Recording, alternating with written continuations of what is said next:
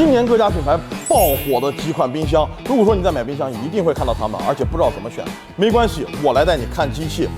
今天先全部讲零线冰箱。第一台海尔的485，也就是爆款475的法式门版本。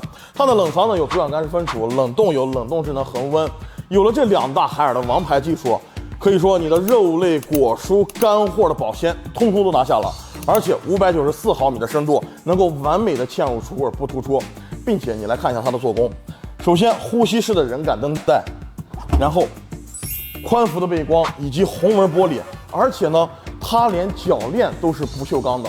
就这个做工，我觉得6000价位段里面没有什么对手。第二台美的526，这是美的 M60系列爆火的一员526，为什么呢？因为它是双系统双循环。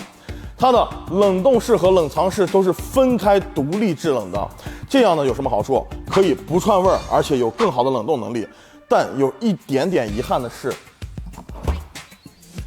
它的冷冻冷藏都是 PT 的被动式的进味，而且呢电源也是抵触的，让人有点难受。不过它是双系统双循环的，如果说你想要白色的，可以看看 MT60系列里面536白色法式，白色十字看535。如果说灰色法式，去看526。第三款荣升的517，这一款大家买了冰箱没买冰箱的应该都有听到过，因为这是今年的销量黑马。它和美的526是一样600毫米深度的零线冰箱，但是呢526是双系统双循环，但它有双主动的进味儿，荣升的 IDP 主动式进味儿。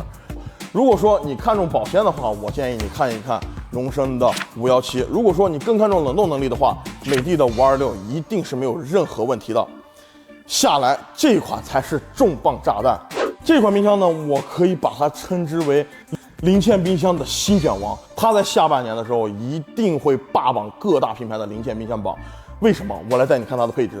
首先，双系统双循环，而且它还是负氧离子除菌的主动式进味，并且呢带有制冰空间以及东芝他们家的看家本领雾化保鲜技术，而且导风背板都是玻璃的，120度开合的双轴变轨铰链，就这样的配置，大家往上看的都是什么？卡萨帝的505已经无限接近了，往下看海尔的553已经下市了。说白了，8000这个价位段里面，东芝的548在今年的下半年没有任何的对手。如果说你想要10字门版本，还有东芝的549，这2款任意挑选。那朋友们，今天的零线冰箱课堂到这里，下课了。